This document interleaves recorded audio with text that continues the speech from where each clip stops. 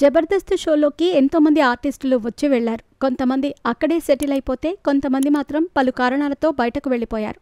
కానీ జబర్దస్త్లో ఉన్నన్ని రోజులు నవ్వించి ఫేమ్ తెచ్చుకొని పాపులర్ అయ్యారు పలువురు ఆర్టిస్టులు. అందులో రీతూ చౌదరి ఒకరు. సీరియల్స్తో కెరీర్ మొదలుపెట్టిన రీతూ చౌదరికి బయట జనాల్లో పాపులారిటీ జబర్దస్త్తోనే వచ్చింది. జబర్దస్త్లో హైపర్ ఆది టీంలో కొన్ని రోజులు చేసింది. అప్పుడు జబర్దస్త్లో అజర్ అనే నటుడితో లవ్ ట్రాక్ కూడా స్కిట్స్ కోసం బాగా నటించింది. కానీ కొన్నాళ్ల తర్వాత జబర్దస్త్ నుంచి వెళ్ళిపోయింది.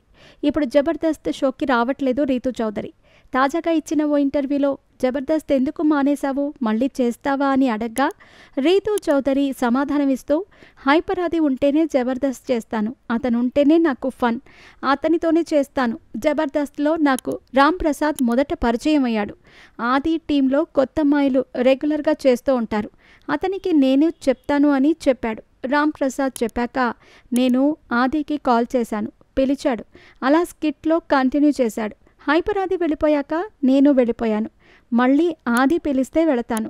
అజర్తో మంచి ఫ్రెండ్షిప్ ఉంది. అక్కడ స్కిట్స్లో లవ్ ట్రాక్ చూపించిందంతా స్క్రిప్ట్ మాత్రమే అని తెలిపింది. ఇక హైపర్ ఆది ప్రస్తుతం సినిమాలు, వేరే షోలతో బిజీగా ఉండటంతో జబర్దస్త్ నుంచి తప్పుకున్నాడు. మరి ఆది మళ్ళీ జబర్దస్త్కి వస్తాడో లేదో చూడాలి. ఆది వస్తే మళ్ళీ రీతూ చౌదరిని తీసుకుంటాడో లేదో చూడాలి.